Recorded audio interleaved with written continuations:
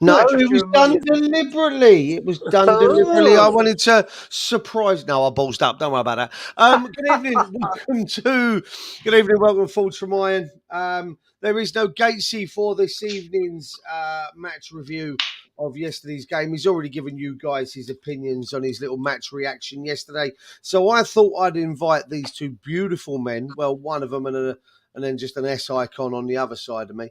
well, Um, true. to, S does mean sexy. It does. It does. Sexy Steve.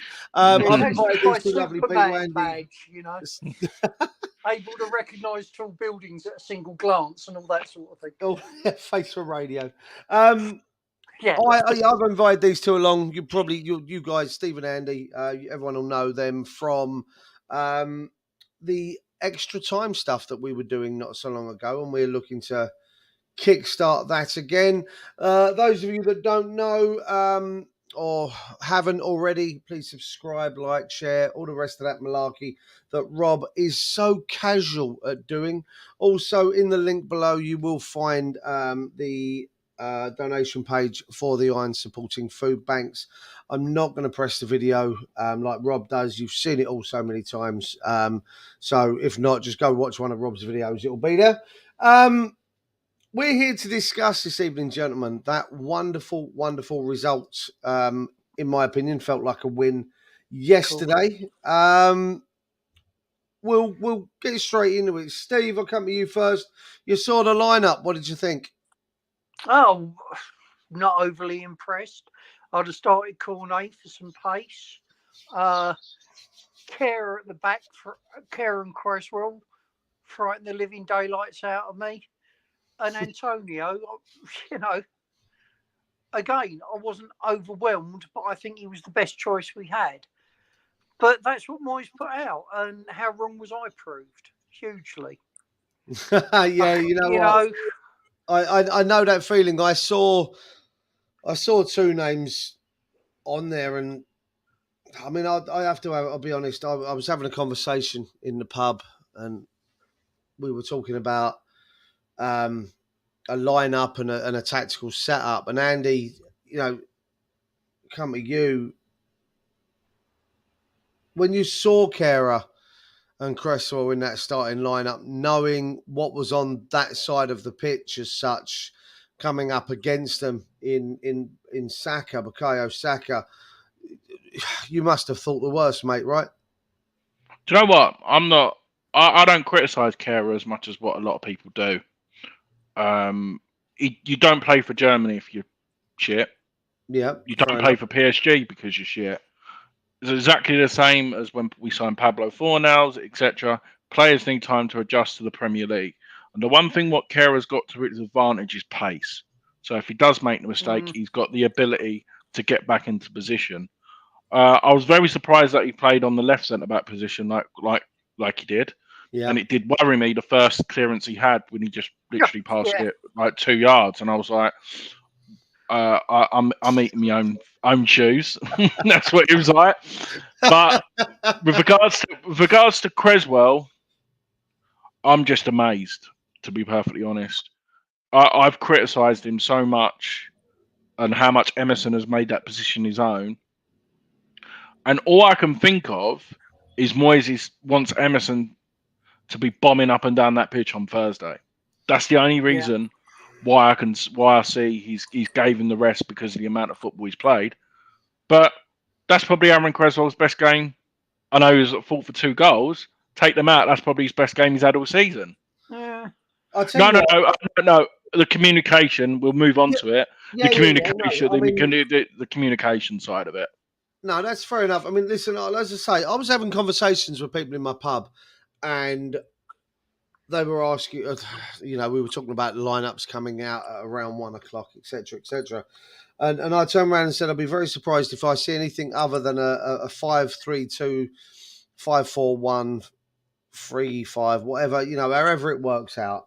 And I named a lineup that was Fabianski, Emerson, Soufal, Aguerd, Kehrer, or even Ogbonna, not even Kehrer, Ogbonna, Zuma, Rice, Paqueta, Souček, Bowen, Antonio. That's what I thought, and then it was going to be a case of keep them at bay until 60 minutes. Rada. When that lineup came out, and as I say, I had it up on the brand a minute ago. That one there, when that came out, I was like, okay, well, he's clearly not going to be trying to. Well, in my opinion, didn't look like he was going to try and sit there for 60 minutes. That to me said that he was going to get the ball wide and use Paqueta and Souček to support Benrahma and Bowen on the flanks. Now, that being said, was it 2.5 minutes in, 3 minutes in, and Arsenal did exactly what I thought he was using he was using Souček and Paqueta for. They've gone down one side. They've overloaded, in my opinion, our left-hand side, their right. And there was, don't get me wrong, it was a cracking goal, boys. You know, Saka. That was, yeah. Saka to White, back to Saka. I'm watching it here. He comes out to Partey, Odegaard, White, cross, goal, right? But when I've gone back and I've watched it, they actually it's a really clever goal because they overload our left-hand side, and what that does is that pulls the other three defenders, Soufal, Zuma, and Kehrer, over one position. So we actually ended up, I believe, if my memory is right and looking at it, I'm not far off. You've practically got Cresswell and Kehrer occupying the left back spot, and still don't pick up a man. Then you've got the other boys have moved over one position, so you've kind of got Zuma moving into a kind of right centre back spot or left centre back spot. Then you've got Soufal coming into the right centre back spot, but Bowen doesn't drop into that right back spot, and it just leaves Jesus in a kind of an area between Soufal and Bowen, where he's got all the time in the world. You know, watching it back, Soufal sticks out a foot. It's an own goal, so he's apprehensive to do so. Steve, that goal goes in. Other than applauding what was actually a very good goal, and it was a very intelligent play, you've got to think the worst, right? Oh, well, I tell you what, before the game, you texted me and said, what do you think the score will be? And I said, we'll lose 3-0. And you texted me back and said, that's about right. Yeah. After 9 minutes, I thought we'd do well to survive at 3-0. Goodness me. And I mean, we hadn't started badly. That's the other thing. We started quite well. Yeah, I mean, Rice comes out, doesn't he? And I think in the first 35 seconds, he wins 2 tackles. One, he puts, I think it was Partey on his backside as he wins the ball, and he's kind of sat there whining. And then he goes the other side of the pitch, and I think he cleans out Holding, and the ball goes out for a goal kick. I watched that 30 seconds, like you, and was like, okay, this is better. 2 minutes later, we're 1-0 down. And then, you know, another 7 minutes. And Andy, I'll come to you on this one. Very much the same sort of goal, just on the other side, in my opinion. They overload our right. Everyone shuffles over one. They recycle the ball. And this is the one thing I've said about that we lack, in my opinion, is they recycled the ball. The first pass and the first cross didn't kind of work out. Kehrer gets ahead of clear. Rather than lumping it straight back in, they rework it out to a crossing position. And by doing that, they drag the centre-backs and the left-back over one position. And we're left open at the back. And the ball over the top, mate. I mean, what a cross and a finish from Odegaard, though, Andy. You know, what can you say other than it was just... It was good. Oh, it's hard because it's against us. In hindsight, I can go... and be objective about it because we've got a result as such. But at 2-0 down, I was fuming. But when you actually watch it again, it was sublime football. It really was. It's hard to describe because the way with our issue this season has been scoring goals. Our defending's not really let us down, i.e., apart from Brighton and Newcastle. Well, Really, yeah. we've not really been thumped this season. And then I was like, we've got discipline, but yeah, Souček especially, he was over on that right hand side to help Soufal, and he was just oblivious to the second goal. But then you can't if Barcelona score that goal as well, everyone will be talking about it. The one thing what I will say is there was no communication. It just seemed to be robots. I need to mark this space. I need to mark that. And That's our issue. yeah, that is the big issue. And I think if Emerson played yesterday, I don't think that goal would happen. The reason why I don't think that goal will happen is I've seen it in a lot of games. He's on Benny's case 24/7. Get here, get there. Yeah. And I don't know whether it's I'm not trying to say it, but like language barrier, or Creswell's just not loud enough compared to what Emerson is. That's the only thing I will say. And I think Benny or Emerson would stop Odegaard because Benny would be in where Emerson was, for example. I mean, I've watched the highlights. I recorded the hour bit, that Sky put out in the middle of the night. I've watched that about 3 or 4 times today with a few Arsenal fans in the pub while I've been working. Quite enjoyable. They keep asking me to turn the TV off before Saka's. But we'll come to that. And where I've watched it, and Gonzo picks up a great shout on Hammer's chat this morning on his video. The first goal, and Benrahma loses Ben White. Right, he does lose Ben White, and we suffer from that. The second goal, watching it back, Fabianski points. He actually sticks his arm up and he points to the back post where Odegaard is standing. And this is before, and I think it's Martinelli puts the cross in. And Zuma clears it. Yeah, and Zuma clears it. And then it comes back and they recycle, and it comes back to Martinelli to put the ball back in the second time.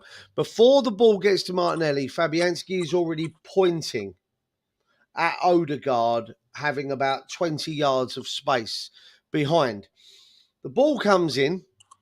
Cresswell is too central, and Benny is too far out. Now, in Benny's defence, this is where I'm going to jump to Benny's defence, and it is something that Gonzo points out on Hammer's chat this morning.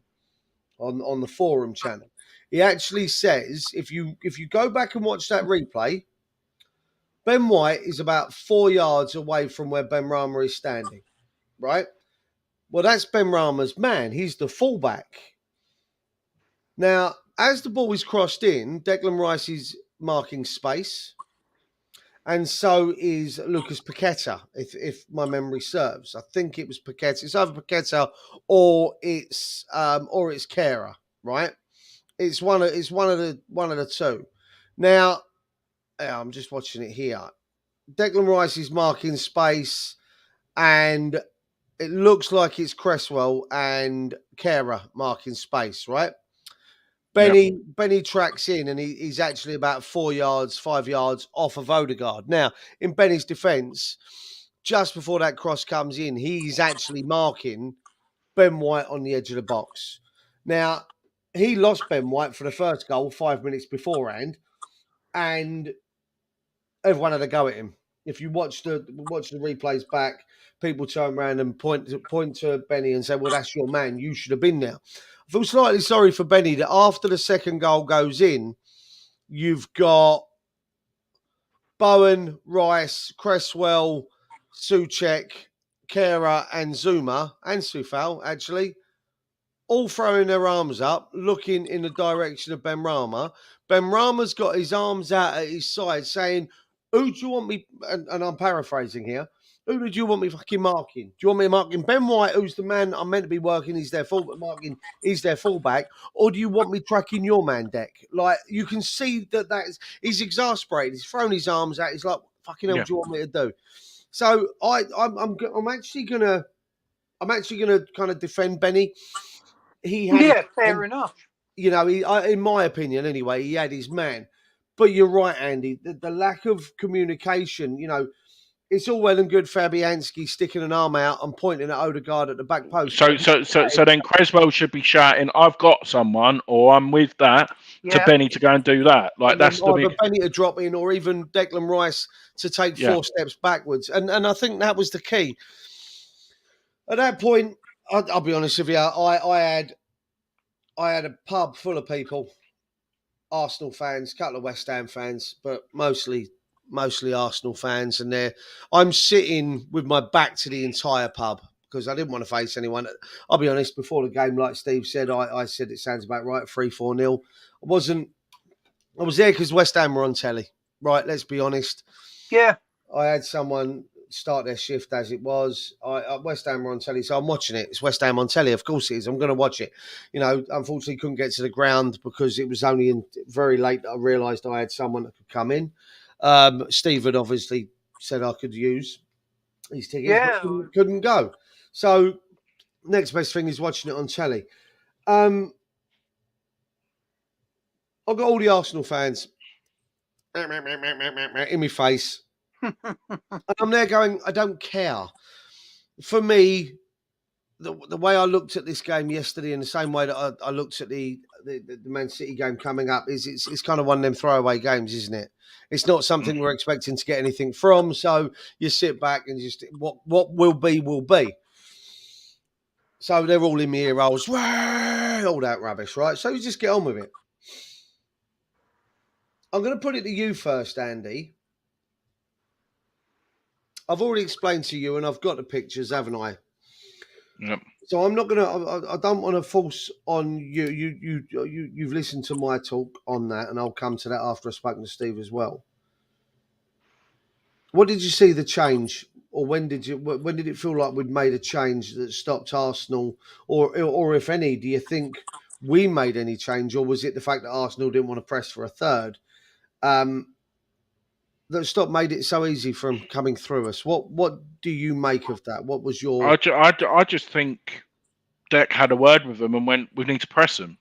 And I think that's the only difference. The system didn't change, in my opinion. It was just, we need to press. And and you saw it. Gary Neville made the prime example. It was like they weren't chesting it down no more. They were kicking it out for throw-ins. They were kicking it wherever they were, and they were kicking it back to Ramsdale so he could launch the ball forward, which was an advantage for us. And I think that I understand, like, looking, obviously you showed it off air beforehand. I do get the change, and it probably did look like on the press. And that's where I've got to give Souček a lot of credit for, because he didn't have the touches as what everyone else done, but his pressing... He was immense, wasn't he? He really was. But I'll get on to him after it, because obviously that's where we get the penalty, but we won't talk about that yet. And that master man in that is Lucas Paqueta, but we'll explain that further on. But I don't think that there was a change. It was just the pressing. I think Deck just went, we need to press these, and it made a difference straight away. Yeah. I didn't notice any tactical change, but then I'm about as astute tactically as a pair of carpet slippers. You know, I never notice that sort of stuff. But what I will say is, we didn't just press them. We didn't just challenge them. We also roughed them up, and they didn't like it. We gave Arsenal not just a hard footballing game, but we gave them a hard physical game, and they whinged. And the more we did it, the more they whinged, and the more they lost their composure. They weren't going to come yesterday to our patch and walk all over us. And there was a resilience and a determination there, and it's the first time I've seen it this season. But, you know, those Arsenal players came off that pitch battered and bruised. We played within the rules, but we played hard, and that's what they didn't like. And that's where I think it started to turn, because you saw them starting to whinge, starting to moan. I mean, and Jamie Carragher and he drove me mad on the commentary, just being patronising. Calm down, Steve. Calm down. Yeah, he should have. Arsenal should have pushed on for the win. Arsenal should have done this. Absolutely no credit to West Ham at all. None whatsoever. And well, I'll leave that there because he was just annoying me. But I think what we did was we went in and we gave them a tough game. And I don't know what other teams have done to them, but they didn't like it when we did it, and they struggled with it, to be honest. Well, as I said to you boys off air, the way I saw it, all right, and I know you guys in the chat, let us know if you felt the same way or if you felt that I'm wrong. And the boys have got a point. I actually saw it that, as I say, we lined up like this. We lined up in a 4-3-3. That was what was all over Sky. That was, that's how they said we worked. I felt after the second goal and about 5 minutes after that, I think something happened. People were on the sidelines, and I think it was either Nevin or even Rice that was in Moyes' zero. And I felt the way that they were playing through us, they were coming through the gaps where Paqueta and Souček were either too wide or too kind of at an angle to where Rice was. And there was a lot of space in between the midfield three. When I saw it, this happened. And we moved the three over and we dropped Benny to come in a little bit deeper when we lost possession, right? When we lost possession or they broke our pressing, we turned to this. And what happened there was with Paqueta and Benrahma coming a little bit tighter, maybe a little bit further forward, it closed down some passing lanes. And Andy, you said about Souček, and again, I'll come on to him in a minute, but I just felt that although the touches and the passes weren't there, he was closing space. Yeah. Which allowed us to play, which didn't allow Arsenal to play into, which then allowed us to do a bit more pressing, as you say. When they had the ball around their back four, this happened. So Benny took their right back, Paqueta took their left back. Bowen and Antonio closed down the two attackers, the two centre backs, which then meant they had no out ball, unless they pushed it into midfield. And then obviously we had Rice and Souček that were going to close in there. And then if that was the case, we reverted back to this. Paqueta and Benrahma dropped in. But if they went back to Ramsdale and he just ended up oofty balling it forward, if we didn't win the first ball, Rice and Souček hoovered up the second. And once we got the ball with Rice or Souček, that happened. And Rice had about 40 or 50 yards of space to push into because we'd kept their back line so deep because the pressing that we'd done. And that allowed Rice to step into midfield and then weigh up the kind of passes he wanted to make. And that's exactly what happened with the penalty. So, we get the ball. The pressing that we were doing, Rice actually puts the pressure on Partey. At first thought, yes, I actually thought it was handball. Watching it back. No, it was handball, Duke. Remember, it's corruption. Remember, it's corruption. Corruption. Yeah, we don't want Arsenal winning the league, despite the fact, anyway. I actually thought it was handball watching it. I did. Watching it back 3 or 4 times, you actually see it comes off of his stomach area and bounces away. Partey's a fool because, in my opinion, Partey is a fool. He stops, puts his hand up. He allows Declan Rice to get 2-3 steps away from him without any issue. Partey then turns and runs. The ball into Paqueta. Here's where I'm probably going to annoy people. I thought he dived on initial view. Okay? I had a couple of West Ham fans screaming it was a definite penalty. I turned around and span in my chair and said, I want him out of my club. That was a blatant dive, and we don't do that.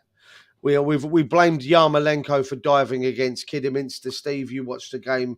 Yeah, I was there, wasn't I? Yeah. So I don't like that. I then watch it back, and I think it's a very, very weak penalty. I think it's a penalty that was bought and paid for by Paqueta. I think he realises that the touch has taken the ball away from him. So he steps into the contact. The contact isn't made. He steps into the contact. Now, for me, I feel that VAR got it wrong. I feel that if Paqueta continues his natural motion, he actually the contact will still come, but it comes a little bit later as the slide comes in. He actually steps into it and forces the contact earlier. And I believe if that was given against us at the other end, I'm putting my hand through the TV, because I feel that it was a very weak penalty. I do believe Paqueta initiated contact and Paqueta goes down. Letter of the law, yes, it's a penalty because contact has been made. But that's me. Andy, your thoughts on? No, I think it's a I'm blatant. right, I think I'm wrong? it's a penalty. Gabriel tried to act. He stepped out of the challenge, but tried to do it so crafty that he didn't make contact with him. You know what? That Paqueta is the first player in a very long time where we've got a penalty where contacts happen. The likes of Antonio, this is where I love this situation. Antonio, a Bowen, for example, they'll try and stay on their feet. I actually liked the fact that we've got a penalty for contact for a change. Yeah. Normally, we will play on for that scenario. I think it's a penalty. I think Gabriel got completely went one way, went the other, and that was his fault. That's my opinion. Steve? Stonewall penalty for me, absolutely. The player. And that's not a West Ham hat on. I think it is. No, that's fair. Listen, West Ham out or not, it's still your opinion on it. And that's what we're here for. And the challenge has got to be made for Paqueta to make the most of it. Now, that is part of the dark arts of the game now. Every single team does it. And that's not cheating. That is Paqueta playing the game to our advantage, which is actually what he's paid for. It would have happened down the other end, and it was a penalty. Even if you say, it's a soft penalty by the letter of the law, it's still a penalty. Yeah. So for me, it was funny actually. James had gone out to make a cheese sandwich because he was so fed up with the performance. And I had to yell, "James, we got a penalty!" And back in the trots, and we both sit there mildly surprised that we're still in the game. But no, penalty all day long for me. No, I've just watched it back. I'm definitely convinced it was. It was. If you look, the way Gabriel went in, he even though his leg wasn't out, he knew he wanted to make contact and made it not looked accidental. That's accidental. That's my opinion on it. I mean, but like you said, football wouldn't be the same if we all agreed on everything. No, and you know what, and that's it. I mean, like I say, I've watched it back, and I do think we've bought it. It is a penalty. It is soft, but we've bought that penalty. We've bought and paid for. Quickly before I do, we talk about the finish and everything else, because I'm aware that Andy, you've only got a little bit of time with us, a little bit longer, shall I say? Eamon actually says here, I actually think we played well for the first 10 minutes attacking wise, but 2 defensive lapses left us 2-0 down, shell-shocked, and Arsenal were pinging it around for the next 15 minutes. Again, Fairy then goes on to say after 25 minutes, we started pressing them after we recovered from the shell shock. Again, I agree. Lucas says the first goal was absolute quality from Arsenal. Can't do anything but respect it. Second goal was all down to Cresswell and Benrahma. I've covered my opinions on that. You boys have said your part. And again, you're kind of in agreement with what Andy said, Lucas. Simon says, hello, Simon. What an amazing response to going 2-0 down early in the game. Buzzing with your win, essentially, is what it is. I was watching it with all of my in-laws who are Arsenal fans. It made me so happy to see you come back. I'd like to just touch on something with Simon. I'm sorry you've got Lampard back. Eamon says in the second half we beat Arsenal fair and square. They had plenty of attacks. They just kept shooting it straight at Fab. Arsenal played well in the second half. We were just better. After we made it 2-2, it was basically nearly end-to-end. Again, we'll come to that. It's a shame we couldn't find the winner. And then talking about the penalty, we got Trini Hammer says the defender sliding in out of control. He does not slide into Pac-Man, but how many penalties have we seen this season that are weak? Yeah, I agree. Seraph 2, Happy Hammer says, who cares, Duke, when we're fighting for our lives? I will take anything. It was defo a penalty, although I admit he did dive a bit dramatically. Fair. Lucas agrees it was a penalty. He says he went in for the challenge and paid the price for missing, and that Paqueta was savvy. Eamon, Arsenal, the master of the dark arts. If it was a ball penalty, it's poetic that a team actually done it to Arsenal, although I think it was a penalty myself. Mandy says that Paqueta was clever and that Kane does it all the time. You look for the slight contact and down you go. And Trini Hammer comes in with a pen against us was soft, but it's the law these days. I'll come on to that moment. Can I just come to the penalty as well? I don't know whether you've noticed there was people filming it. I'll send you the links off. Did you see all the Arsenal players around the penalty spot when the decision that was exactly where I was about to go. I'm sorry. No, you're all right, because I'm glad that someone else noticed it. I'll tell you what bugged me, and Rice, right, I'm not going to keep berating the man for not being a captain in the same mould of other captains we've seen. I would have liked to have seen a couple of our West Ham boys, the likes of Soufal, Souček, Rice. I don't know who else you got in there that's a bit of a... Zuma. Antonio, Zuma, getting in there and getting, not necessarily in and around the referee, but trying to influence the conversation that's going on there. At one point, you had Declan Rice standing there on his own and 6 Arsenal players around the referee, right? And then Rice looks despondent, walks away, leaving 6 Arsenal players surrounding the referee while the VAR's in his ear hole, right?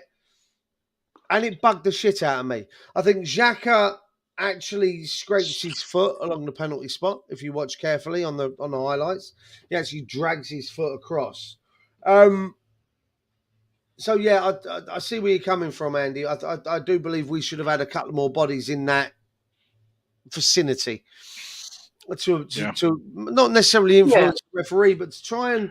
No. I was on about the damage to the penalty spot as well. That's it. They were all squirrel, like all that shit, wasn't it, going on? I'm sorry, I'm just going to put it out there. Ramsdale is the biggest fraud ever, and I called it at about November time, before the World Cup. Ramsdale will cost Arsenal the Premier League title, and everyone's... Look at him. So what? He made a couple of saves at Anfield last week. He will cost Arsenal the title on his own. Big words, but that's them. I'm not here to talk about Ramsdale or Arsenal's title. And what a penalty! We fucked it up for him, right? And what a penalty! And it weren't, Andy. Behave yourself. That bounced 4 times before it rolled in there. But it was. If you look, Ramsdale, every other Benrahma penalty has gone that way. Yeah. No, he's clever. That's what I'm saying. I actually think it's such a bad penalty that if Ramsdale dives the right way, he actually dives over the ball, because it bounces 4 times before it goes in. I'll tell you what he does. And I was talking with one of my old managers who's a West Ham fan. We were watching the highlights together. He actually tops the ball. If you watch it back, Benrahma actually tops the ball rather than kind of middling it. And that's what causes it to bounce 3 to 4 times before it actually hits the back of the net. But I didn't care at that point, in my opinion. It's a penalty that's been scored. We're back in the game. And at that point, I thought we were on top. And I don't just mean on top. And yeah, Mandy, you're probably right. He topped it because they did mess up the spot. And yeah, you're probably right there. You may have a very good point. I didn't think of that. At that point, boys, I thought we were completely and we didn't want half time. Exactly like Newcastle, we didn't want half time. Yeah, we were well and truly in control. I felt that Rice, Paqueta, Souček, they started to dominate the midfield. The boys up front, and even when Paqueta got further forward to help the pressing of their back line, I actually thought, where has this been for the last 18 months? This kind of high tempo, high pressing performance that we've not seen in about 18 months. I think we've seen it once. It was Lyon away. Or Man City 2-2.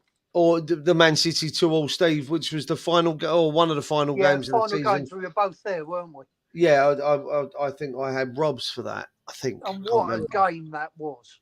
I mean, that was a superb game. Bowen, but anyway, wasn't it? It was Bowen. His last game. Now, No, the half-time whistle comes, boys. We go in. I'm thinking nowhere near as bad as I thought it was going to be after 10 minutes, to be perfectly honest with you.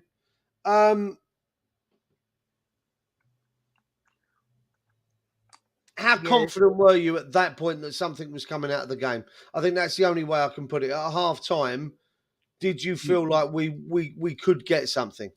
No. No? I thought it was new. I was dreading another Newcastle. Really?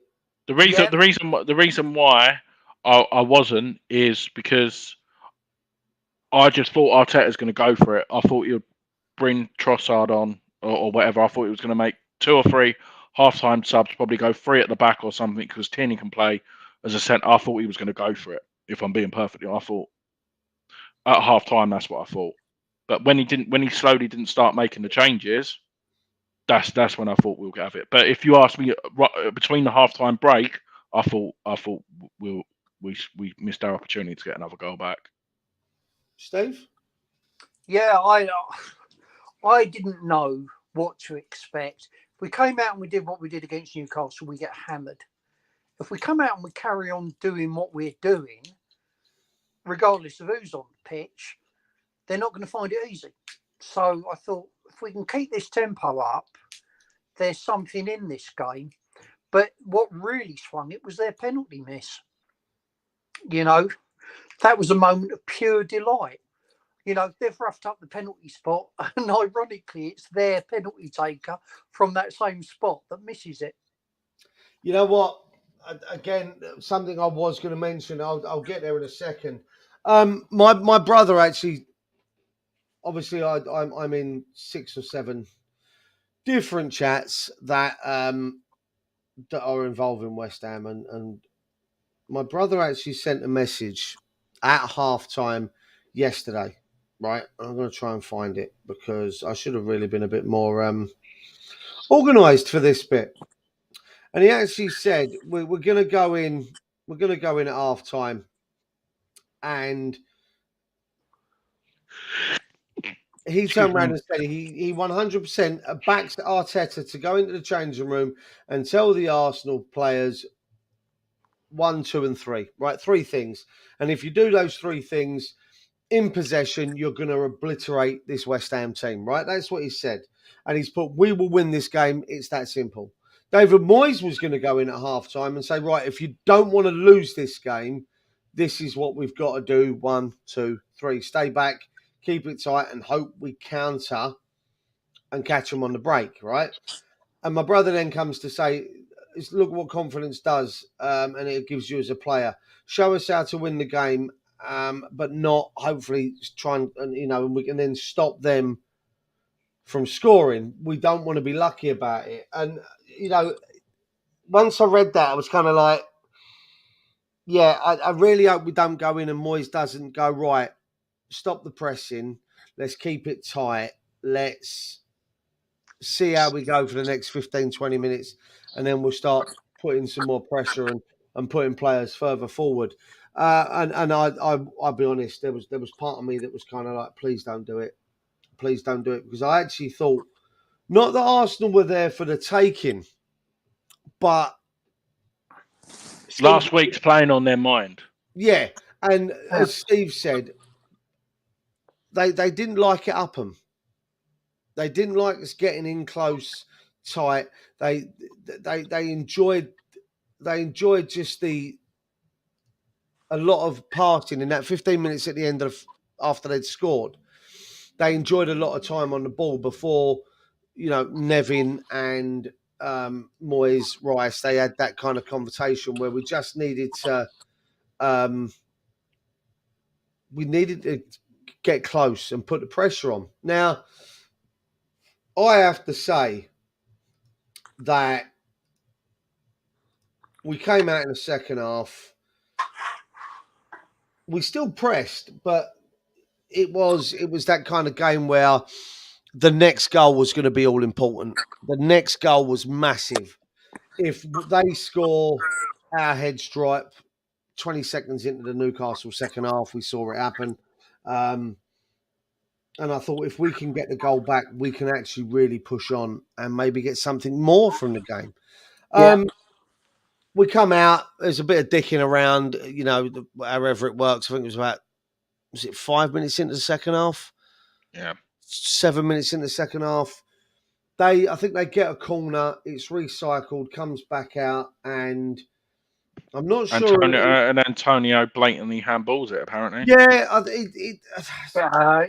his arm's wasn't- out of his silhouette, isn't it? I mean, as soon as I saw it, there's not a debate to be had. I think Carragher says on the commentary that we're becoming more and more like the rest of Europe when it comes to giving penalties like this, because the ball's out of your arm's out of the silhouette. We had a penalty shot in the opening exchanges of the first half when I think it's Holding who deserved to be on a losing side, actually, because he was wearing a fucking Alice band, but enough of that. He actually had his arms in like this and the ball hits his arm, but it's inside the shape of his body. Yeah. Antonio's was here.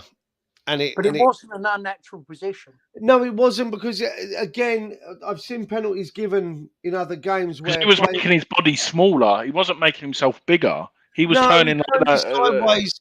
And the natural thing is, if you turn your body and keep your arms loose, they will actually come out and like it's counterbalance. Yeah, exactly.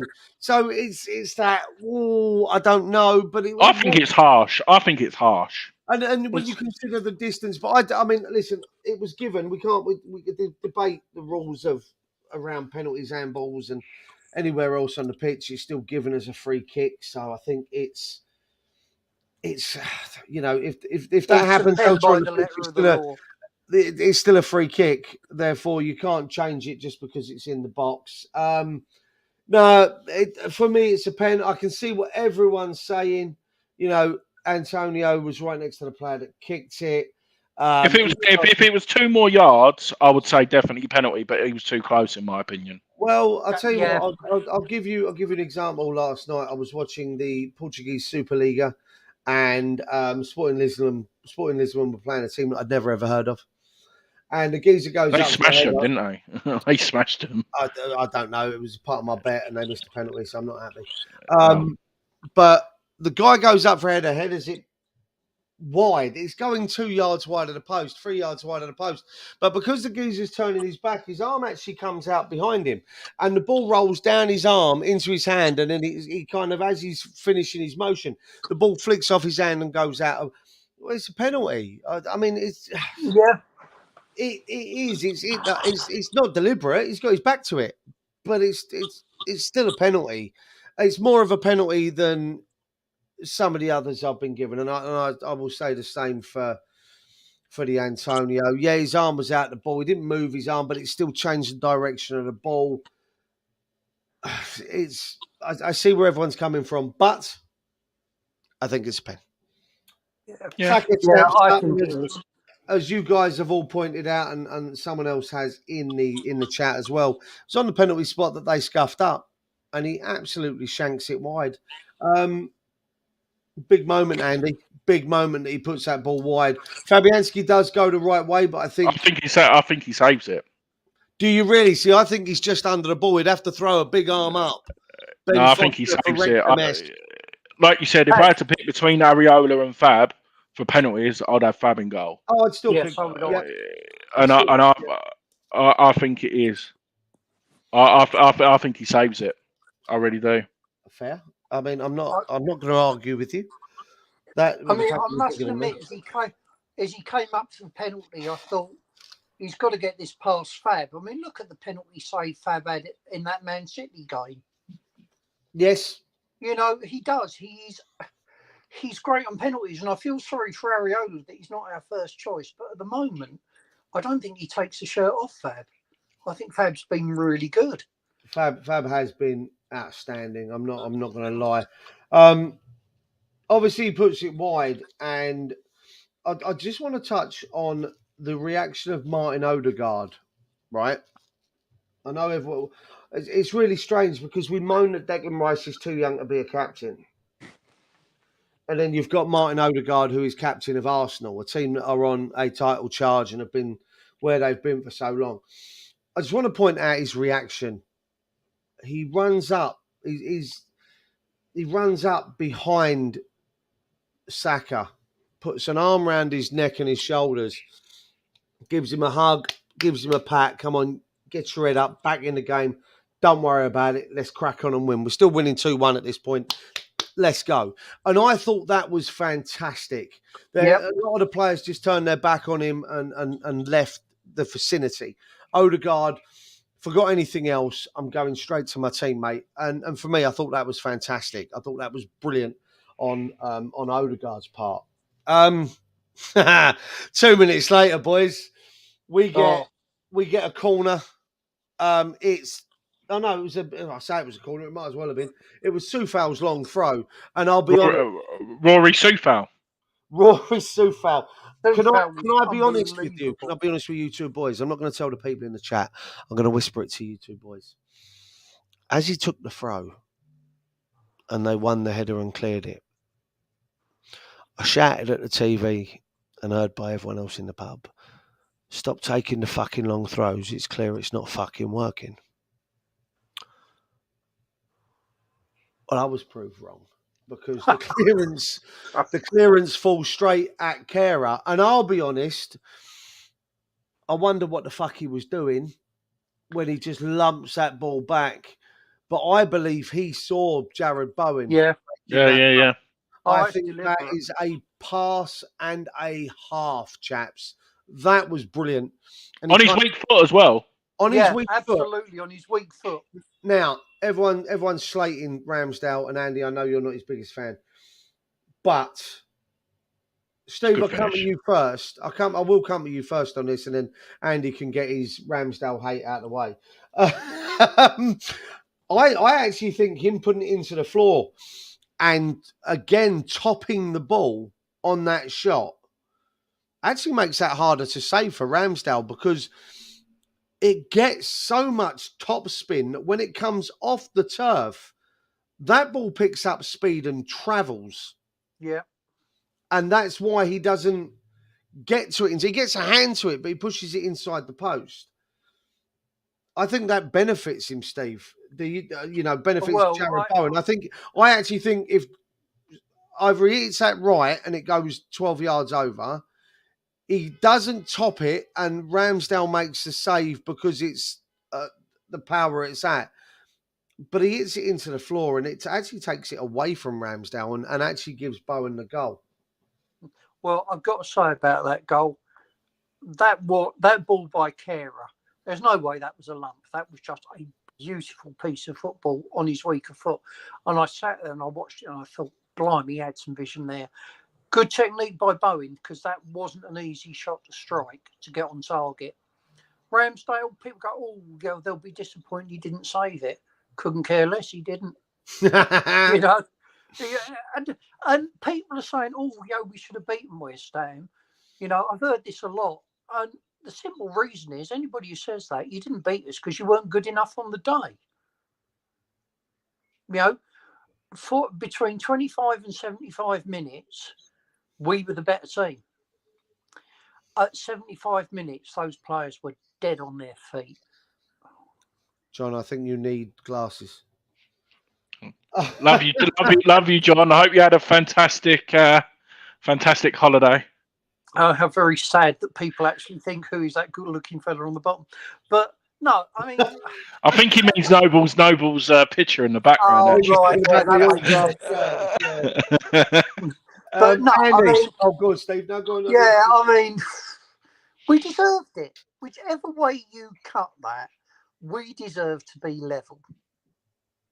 And I've got to say, after we're 2-0 down, what happened left me with shock, surprise, bewilderment, and delight Those are my four emotions. Because where's this come from? Good grief, we're back in it.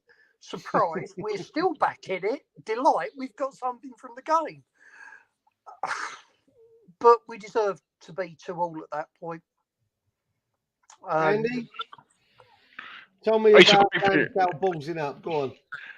No, any other goalkeeper in the Premier League saves that goal, in my opinion. It's a great strike, but I think Ramsdale is too. He cost him that. Like even Match of the Day said it as well.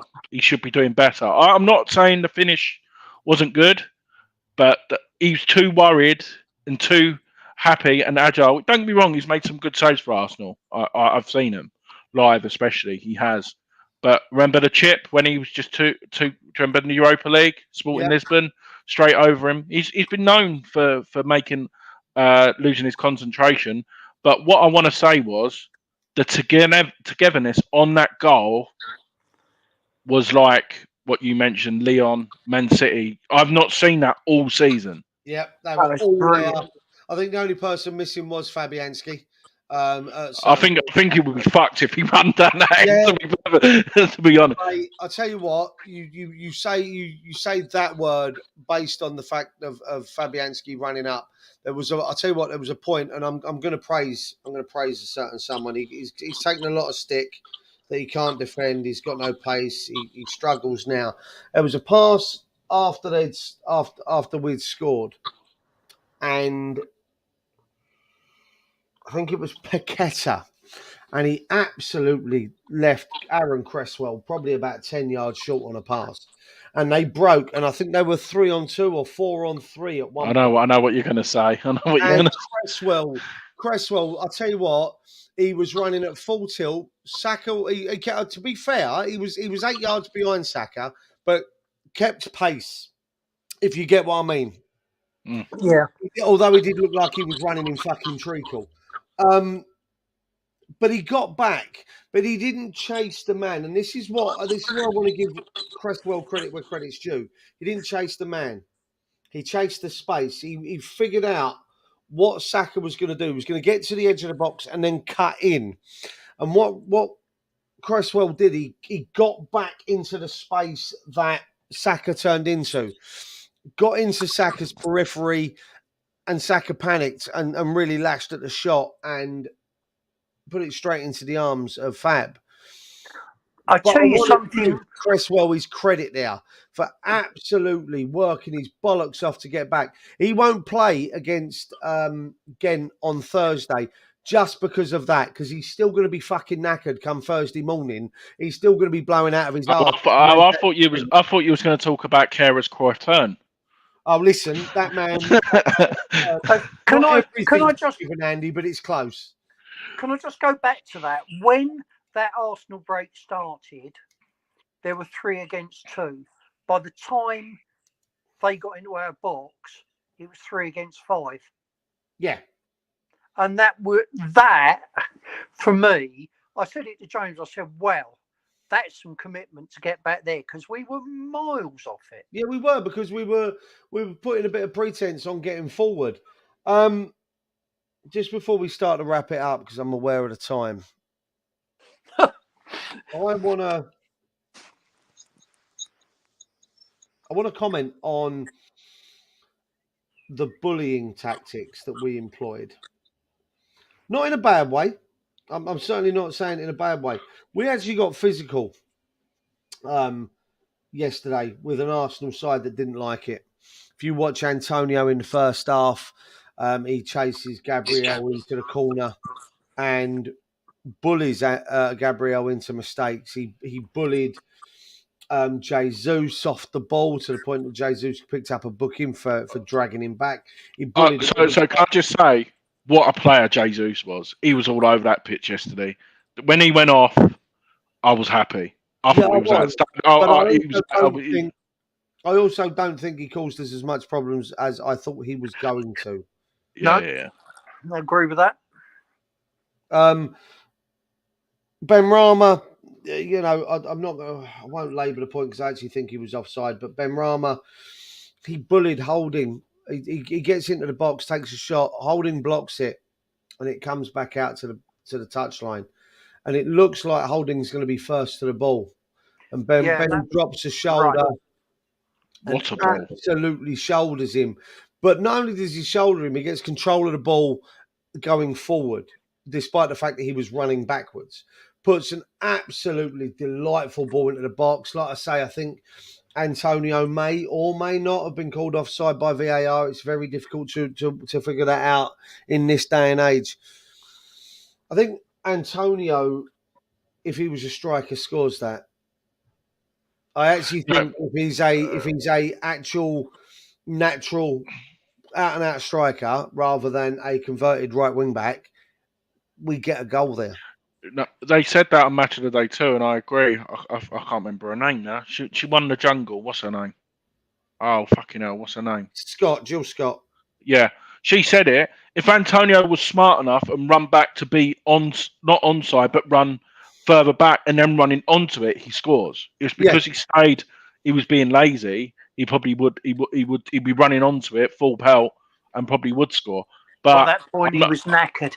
I'm not slagging him off. He was outstanding. He was outstanding yesterday. Those boys out there yesterday gave absolutely everything. I see where Eamon's coming from with this comment. I'm worried about the Ghent game. We put so much into the Arsenal game that we might put in another lackluster performance. We'll come to that, and keep an eye out for a little extra time video based on the Ghent game coming up. John says, do we think that Arsenal's quick-fire double changed our stance? If they hadn't gone off like that, would we have seen what we see all season? Go back to the start of the video, John. I actually believe that Moyes changed our tactics based off of the back of that quick-fire. And I feel that you did see a change. He also asks, what's it all about with Aaron Ramsdale wearing a short sleeve shirt? There used to be times when they weren't allowed to because the referees needed to see the different colour arm coming out to claim a cross or anything else. I just think he's a bell end anyway. I do love you, Andy. You don't know back. I get the impression you don't like Ramsdale, Andy. Call it a wild stuff. Well, no, and do you know people, Arsenal fans saying he should be England's number one? Fucking hell. Give us strength. There's a worry there. Arsenal praising Jesus that he was back in the team, but since he's been back, their form's taken a downturn. Mandy says, I think the feeling of the Newcastle game got them after going 2-0 down. They found a button that they haven't pressed in ages. Yeah, I agree. I mean, Leeds kick off now, and that's huge. They're playing Liverpool. And you know what? I actually, that full-time whistle had me up. It had me cheering like we'd won. I mean, the noise the noise in the stadium. No one left early. Eh? No one left early either. No one left early. I mean, they were still breaking into our box, and we managed to get it clear just before the referee blew the whistle. If you boys haven't, have a little listen to just to the background noise, and have a little listen to the chant of "Come on, you Irons." It was absolutely echoing around that soulless and soundless bowl. My God, the noise that I heard there actually made me feel a little bit jealous that I wasn't part of it, because that looked like it was absolutely something else. I think we were good for the point. I think it feels like a win based off the fact that I don't think we were going to get any, or none of us thought we were going to get anything out of it. Let's be honest. Even the more knowledgeable YouTube channels were saying. Preview. I said we were going to get a draw. I've been saying it since Friday. I said we were going to get a draw. If you go back to the preview, but I got the scorer wrong. I said Paqueta was going to get the equaliser. So I actually said once it's in the lineup, I was actually confident of a 1-1 draw. Once I saw the lineup, I mean, don't get me wrong, we then came out and started like it was San Marino versus Brazil, prime Brazil. But we turned it round. It was a performance that we haven't seen for such a long time as I can't remember who it was that said it. Was it Mandy that says that? Yeah, it was. Yeah, they pressed a button that they haven't pressed in ages. We saw something from that team yesterday that, you know what, actually makes me confident that we're staying up. It really does give me. And Arsenal done a Spursy. But they did go Spurs. They could have had their own I- St Tottingham's Day yesterday, couldn't they? And they I tell you what, absolutely peak-tongued it. one of the guys on the Hammers Chat Addicts WhatsApp group said, I've got zero confidence for today. This is before the game. I think I'm being over optimistic. You know what? That's fair. That is fair. The reason why I'm more happy is Arsenal fans said this is going to be a walk in the park. Yeah. West Ham fans, we didn't expect to get a result. Like we really didn't. Like I said, I was being optimistic at the draw, but they thought this was going to be a normal walk in the park, 2 or 3-0, nice and comfortable. And the fact that we've done it, and I think after Saturday's game, what was the half game? Man City Leicester. They done the percentage on Opta, and we were 4% chance of going down according to Opta compared to anyone else, even before yesterday. So I reckon we've probably gone down to about 1% now, probably on Opta. Now we've got. Allegedly, Arteta was targeting that game to improve their goal difference to catch up with City. And mad, isn't it? Oh, I've got a mate of mine down at the driving range. He works there, who's an Arsenal fan, and I saw him today. And I tell you what, it was the dictionary definition of smug on my behalf. I mean, and he said, "No, we were awful." I said, "Yeah, but that's the way it goes." Actually, I think Arsenal have probably blown the title because they can't beat us away from home. They're not going to City and getting the result. There's a statement. Right, gentlemen, I am going to wrap it up. We've been going 1 minute and 2. Steve, is there anything else you want to add about the game yesterday? Kufel, my man, the match. I thought he was awesome. Put water on your fire. We're going to come back to that. Okay. Andy, anything from you, my good man? No, just stay safe and enjoy your week because we're getting through to the Europa Conference League semi-final on Thursday. That sounds good, doesn't it? Europa Conference semi-finalists. You know what, chaps? I have to say I've come away from the weekend feeling like we've won. A point is more than I thought we were going to get. A goal difference didn't take a battering like I thought it was going to happen. I am one happy hammer, and I'm going to say I don't think I'm the only one. Thank you, everyone, for joining us in the chat. Thank you for your comments. I'm still getting used to doing this. Subscribe, and tickle the bell. Tickle the bell is running along the bottom, not the bell, the information. Thanks for listening to us. Thanks for listening to us lot this evening. Really appreciate everybody who contributes. It's not easy listening to us prattle on, but we enjoy it, and hopefully you guys get something out of it as well. Eamon and everyone else in the chat, thank you. Mandy, Paul, Trini, you know, the list goes on. You've been brilliant tonight. We shall see you. Well, myself and Robert shall see you on another live for the Ghent preview. Me and these two lovely gentlemen are going to try and get something put together for you at some point as well. We'll see you again soon. Come on, you Irons. Come on, you Irons. Thank you, Jesus. There it is. I It's knew been it was good coming. to me. I knew it was coming. I just can't. I can press the button now. Damn it.